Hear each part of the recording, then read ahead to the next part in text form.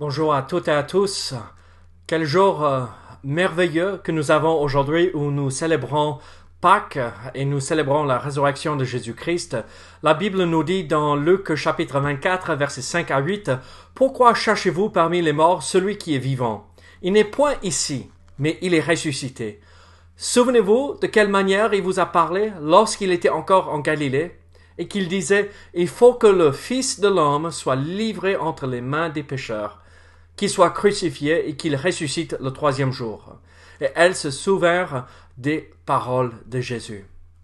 Il ne faut pas oublier que Christ est ressuscité. Il ne faut pas oublier que oui, Christ est crucifié pour nous, et qu'il a versé son sang a coulé sur le bois, il a été enseveli, mais nous célébrons aujourd'hui la résurrection de notre Sauveur. Merci Seigneur que notre Dieu n'est pas un Dieu mort, il est un Dieu vivant. Et il vit aujourd'hui et il vit éternellement. Et donc, pendant ce temps de culte de ce dimanche de Pâques, pensons à cette vérité si magnifique, la résurrection de Jésus. Il est vivant. Donc chantons pour sa gloire, chantons un premier cantique qui parle de cette victoire qu'il a eue sur la mort et le péché. Il vit. Donc chantons ensemble, il vit, Jésus vit aujourd'hui.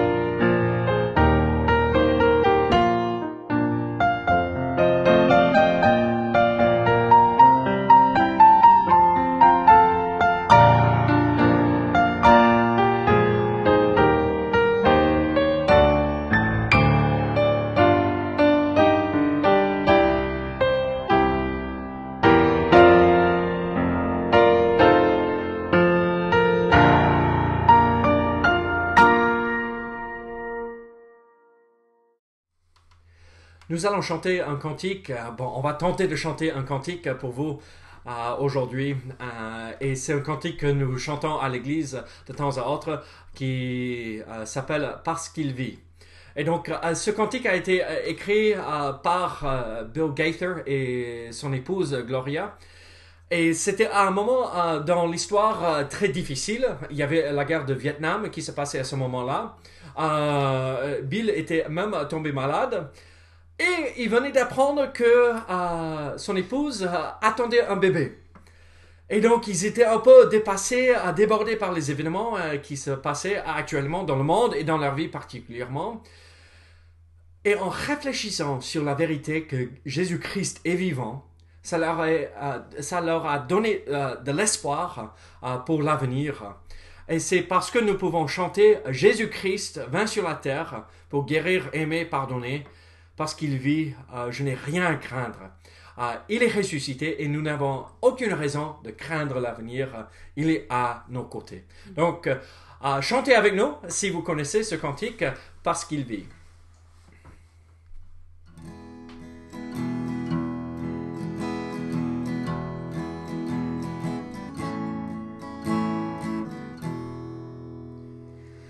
Jésus le Christ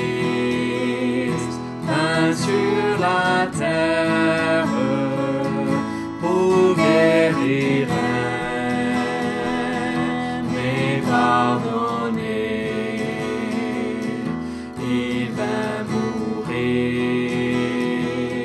pour me racheter.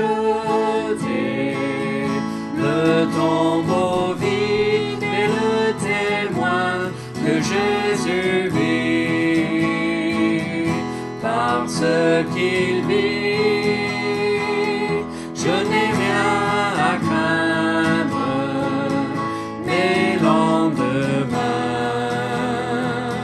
sont assurés.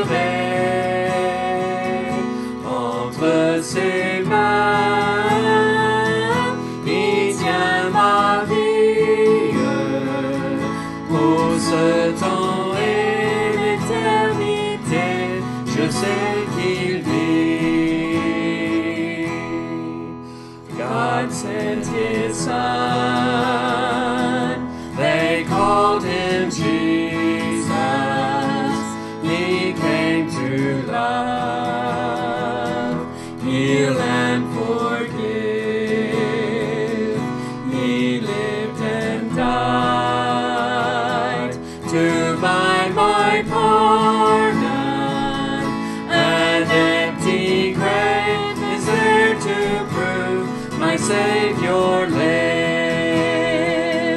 Because he lives, I can face tomorrow.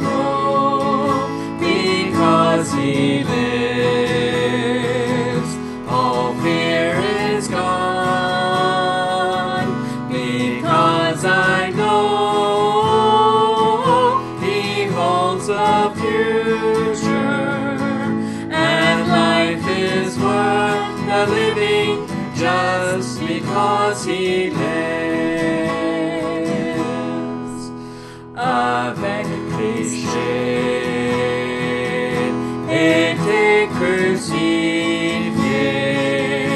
et si je vis, ce n'est plus moi, mais c'est Jésus, Christ qui vit en moi. C'est là encore une autre preuve que Jésus vit. Parce qu'il vit, je n'ai rien à craindre, mes lendemains sont assurés entre ses mains. Il tient ma vie pour ce temps et l'éternité. Je sais qu'il vit. Amen. Chantons notre cantique ensemble aussi, et après quoi nous allons regarder le message.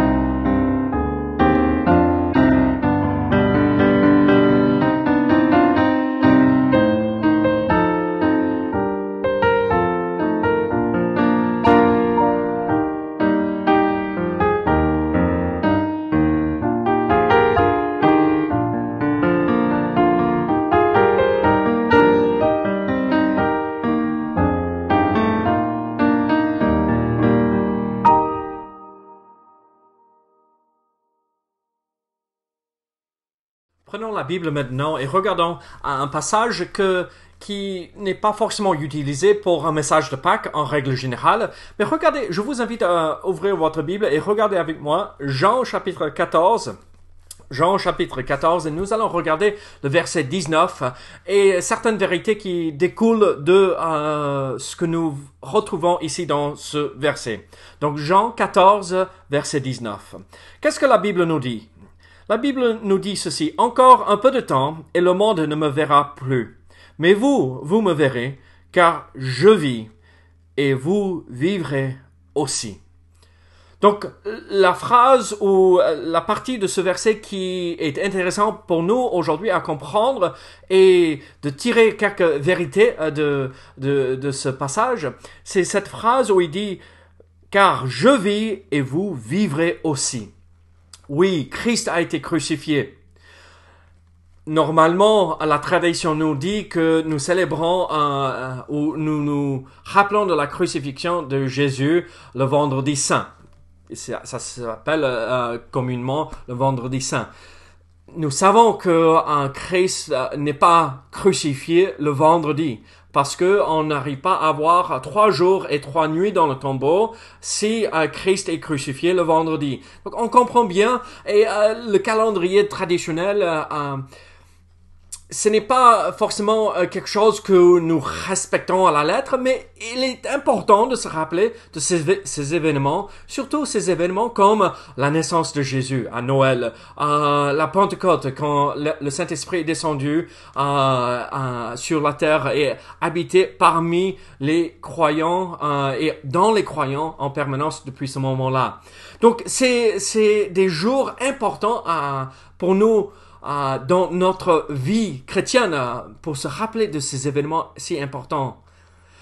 Mais là, aujourd'hui, nous arrivons à la fin de la semaine sainte où nous nous rappelons de l'entrée triomphale de Christ à Jérusalem, où ils ont pris les dimanche de Rameaux et ils ont mis par terre, ils ont mis leurs vêtements par terre, leurs manteaux et leurs choses qui portaient, les choses qu'ils portaient par terre pour que Christ puisse entrer d'une façon digne de qui il était. Ils l'ont reconnu à ce moment-là comme fils de David. Ils disaient Hosanna, Hosanna. Mais quelques jours plus tard, ils se sont retournés contre celui qu'ils avaient reconnu comme fils de David. Ils l'ont crucifié. Jeudi de cette semaine, il était crucifié, enseveli dans ce tombeau où aucune autre personne n'avait été posée auparavant. Mais le matin, le petit matin de dimanche, le premier jour de la semaine, Christ est sorti victorieux. Il est ressuscité. Il est descendu, comme l'Épître aux Éphésiens nous dit, dans le séjour des morts.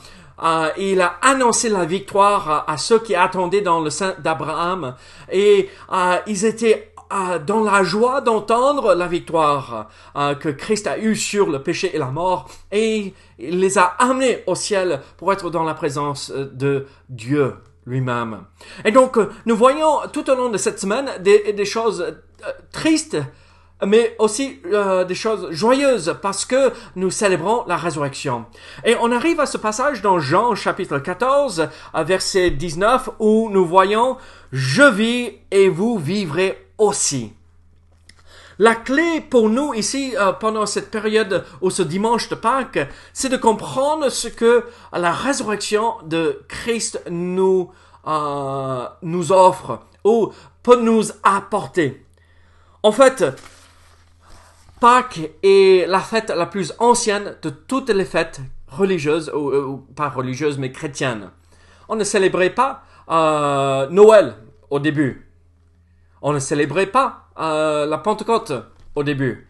Mais on célébrait dès les premiers jours de la foi chrétienne, de l'Église après la Pentecôte, la résurrection de Jésus-Christ, la Pâques, où Christ est ressuscité. Dans nos calendriers, ici, particulièrement ici en Europe, le premier jour de la semaine, nous voyons, c'est lundi. La semaine commence lundi. Et en fait, ce n'était pas toujours le cas. Et ce n'est pas le cas, en fait. C'est nous qui avons adapté pour que le premier jour de la semaine tombe le premier jour où nous travaillons dans la semaine, en règle générale. Le premier jour de la semaine, c'est dimanche. Et c'est pourquoi les chrétiens, les juifs qui se sont convertis, ont changé leur jour de réunion de samedi à dimanche. Pourquoi? Parce que Christ est ressuscité aujourd'hui, le dimanche, le premier jour de la semaine, le dimanche de Pâques. Oh, nous voyons la victoire qu'il a eue suite à ce sacrifice. Alors, la question que nous pourrions nous poser, oui, il vit. Oui, il est ressuscité. Mais qu'est-ce que ça change pour nous? Qu'est-ce que ça, pour le dire un peu vulgairement, qu'est-ce que ça nous apporte? Qu'est-ce que ça peut m'apporter dans ma vie actuelle, aujourd'hui, là où je suis, même dans ce confinement? Une des premières choses que nous voyons, que nous recevons, à cause de sa résurrection, à cause du fait qu'il est vivant, c'est que nous avons la possibilité de recevoir la guérison. La guérison. Nous prions pour la guérison physique, surtout pendant cette période de confinement avec le Covid-19. Mais nous parlons pas forcément de guérison physique, même si notre Dieu accomplit et fait toujours des miracles et nous guérit toujours. Mais nous parlons de la guérison spirituelle.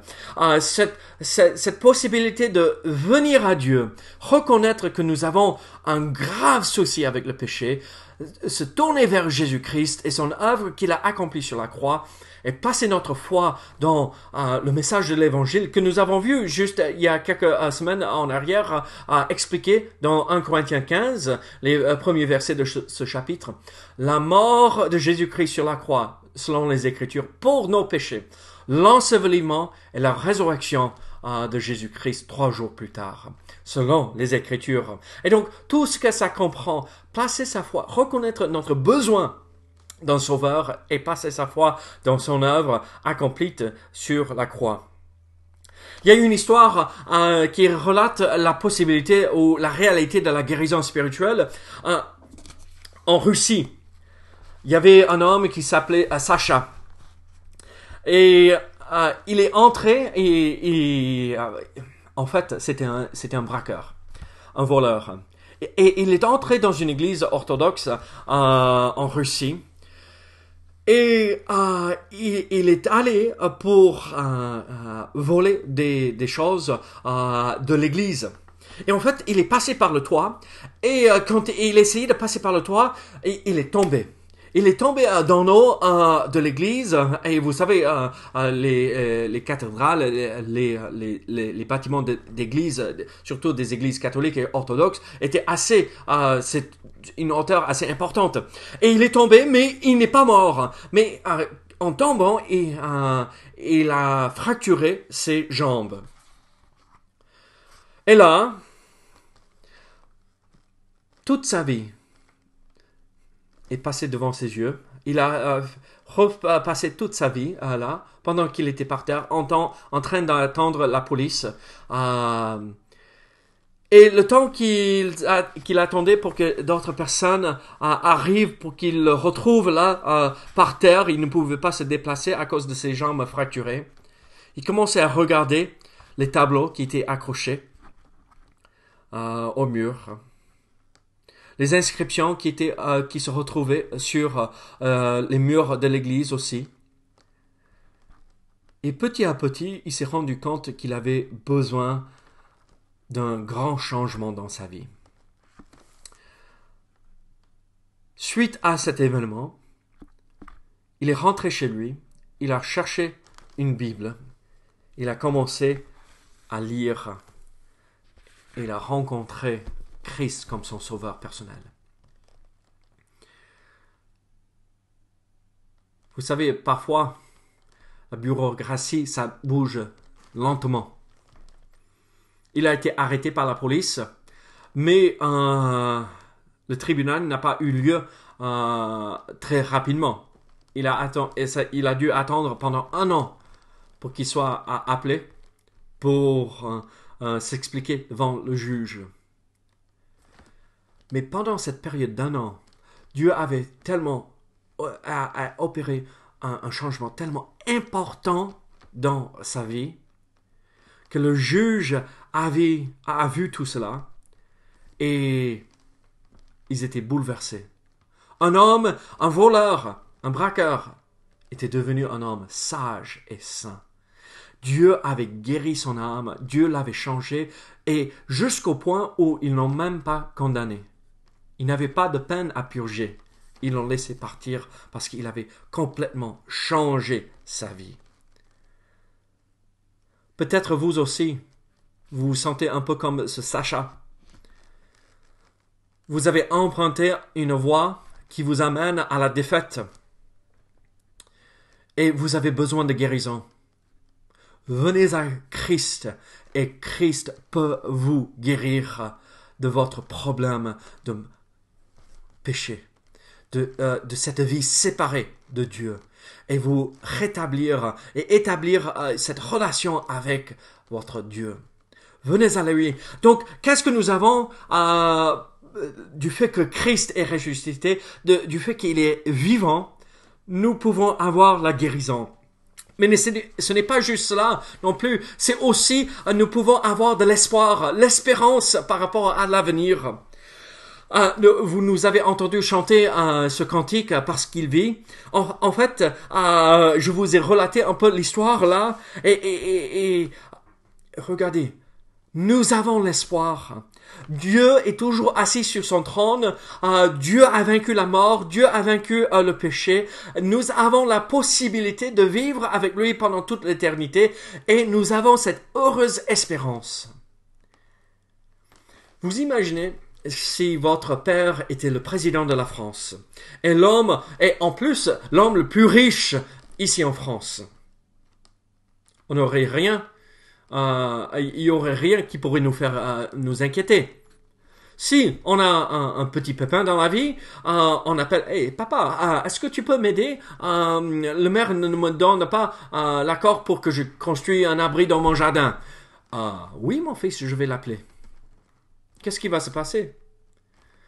Papa, j'ai ce souci, est-ce que tu peux m'aider avec cela? Mon fils, peut-être je peux pas régler cette situation, mais je serai avec toi et je vais traverser cette épreuve avec toi. Mais c'est ce que nous avons avec notre Dieu. C'est pas simplement ce Dieu qui est assis sur son trône dans le ciel, qui est loin de nous, qui n'a rien à faire avec notre vie, qui ne s'intéresse pas à nous. En fait, c'est ce Dieu qui est proche, ce Dieu qui est là, qui nous accompagne, qui est avec nous tout au long de cette vie. Et ça nous donne cet espoir pour l'avenir. Même si le monde autour de nous s'écroule, nous avons cette assurance, cet espoir par rapport à l'avenir. Ça va.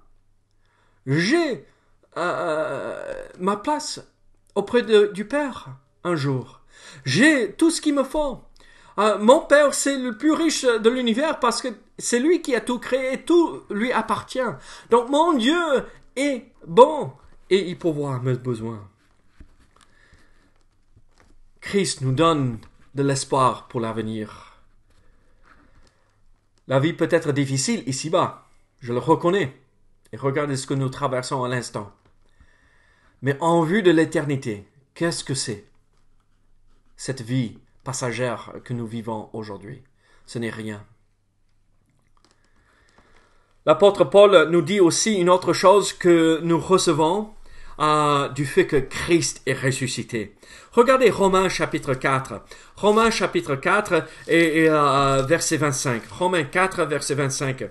Qu'est-ce que la Bible nous dit ici? Lequel a été livré pour nos offenses? Qui? Le Seigneur Jésus-Christ.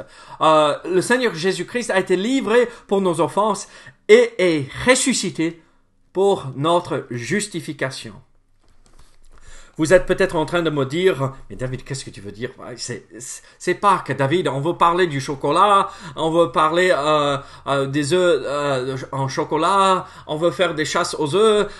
Mais qu'est-ce que tu veux nous parler de justification?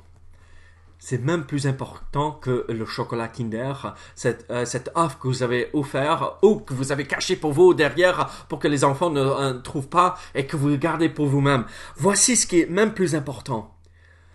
Dieu nous donne la sainteté, la justification par le sang de Jésus-Christ, par sa mort, par sa résurrection. Le sang de Jésus et la puissance de sa résurrection nous donnent la possibilité d'être lavés. Mon Père céleste, quand il me regarde plus comme ce pécheur, même si je suis pécheur toujours, mais il me regarde comme celui qui a été justifié, déclaré saint et juste. Quelque chose de merveilleuse alors que nous pouvons célébrer et reconnaître que nous avons reçu de la part de Dieu si nous avons placé notre foi en Jésus-Christ. Christ et sa résurrection nous donnent la possibilité d'être justifiés, pardonnés de nos péchés. Venez à lui, être déclaré juste et marcher dans la sainteté. Venez à lui pour être justifiés et sanctifiés. Qu'est-ce que nous recevons aussi de plus de la part du Seigneur? Nous recevons aussi cette réalité de la joie. La joie. Mettez-vous à la place des disciples. Regardez Jean chapitre 16. Les disciples, après la semaine de souffrance que Jésus a vécue, après sa crucifixion, qu'est-ce qu'ils ont fait? Ils sont montés, ils sont retournés à la chambre haute et ils se sont cachés par crainte, par peur. Vous imaginez la tristesse qu'ils ont dû vivre? Pierre, qui a trahi le Seigneur 3 fois, vous imaginez ce sentiment de culpabilité qu'il avait en lui? Cette tristesse qu'il portait dans son cœur d'avoir trahi son maître? Jean, qui était le seul qui avait assez de courage pour être présent pour la crucifixion, qui a vu son sauveur, son maître, son corps complètement brisé. Regardez Jean, chapitre 16, verset 19.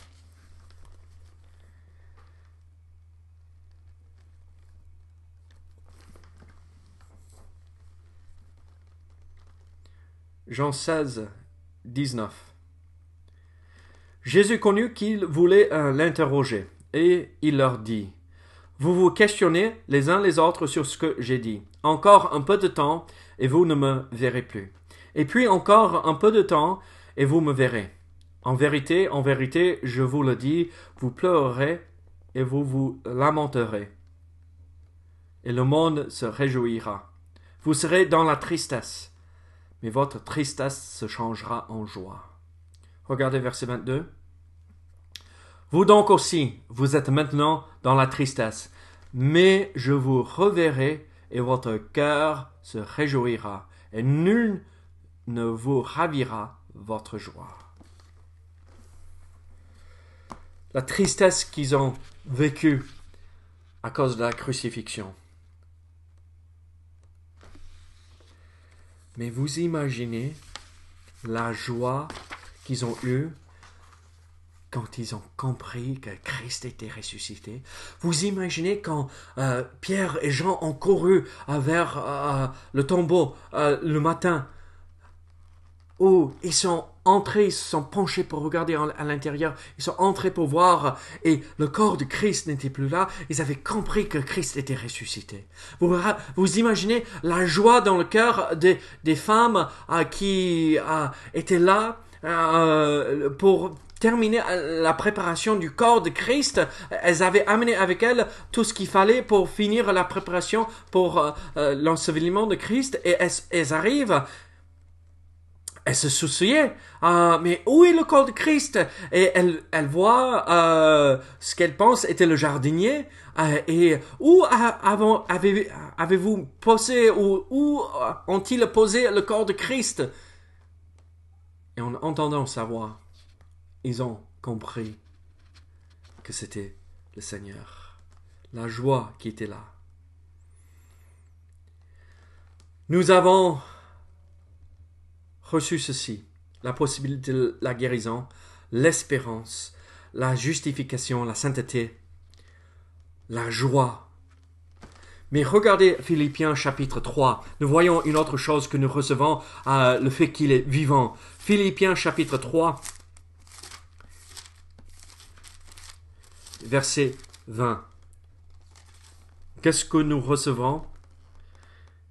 Mais notre cité à nous est dans les cieux, d'où nous attendons aussi comme sauveur le Seigneur Jésus-Christ, qui transformera le corps de notre humiliation en le rendant semblable au corps de sa gloire, par le pouvoir qu'il a de s'assujettir toutes choses. Qu'est-ce que nous voyons ici? En fait, nous voyons que la gloire nous attend. Pas la gloire pour nous, mais la gloire du ciel. Notre corps glorifié nous attend aussi, où nous aurons plus ce corps humain normal. On aura toujours un corps humain, mais pas sous l'emprise du péché et sous les conséquences du péché. On aura ce corps glorifié où nous ne serons plus dans la souffrance. On sera dans la gloire avec lui. On sera dans la présence, on serait en train de marcher sur les rues en or et on pourrait rentrer dans la présence même de Dieu. Quelle chose merveilleuse que nous avons, le ciel, parce qu'il est vivant. Mais il y a une dernière chose que nous avons, parce qu'il est ressuscité, parce qu'il est vivant. Regardez Jean 14, verset 18. Jean 14, verset 18, qu'est-ce que nous voyons? « Je ne vous laisserai pas orphelins, je viendrai à vous. Je viendrai à vous. » Quelle est la meilleure chose que nous recevons? Parce qu'il est vivant, il est ressuscité. Il est à nous. On est à lui. Nous l'avons. Si vous avez placé votre foi en Jésus-Christ, il nous dit, je ne vous laisserai pas orphelin. Je reviendrai pour vous. Nous l'avons. Nous l'avons ici. Il marche à nos côtés chaque jour. Il ne nous abandonne jamais. Il reviendra un jour pour nous ramener au ciel avec lui. Quelle vérité magnifique! Ces 6 idées que nous voyons ici dans ce résumé que nous retrouvons. Parce que je vis, vous vivrez aussi. Parce qu'il vit, nous vivons. Et qu'est-ce que nous recevons dans cette vie qui nous donne la guérison, l'espoir, la sainteté, la joie, le ciel et lui-même. La Pâque, c'est un jour où nous célébrons cette victoire, la résurrection de Jésus. Pouvez-vous vraiment célébrer la Pâque en chantant pour la gloire du Seigneur? Prions ensemble. Seigneur, merci pour la vérité de la résurrection de Jésus. Seigneur, merci pour tout ce que tu fais pour nous, que tu es vivant. Merci que tu es sorti victorieux de ce tombeau, que tu es assis à la droite du Père aujourd'hui et que tu intercèdes en notre faveur. Seigneur, gloire à ton nom, au nom de Jésus. Amen. Chantons un dernier cantique avant de se quitter. En Jésus seul est mon espoir.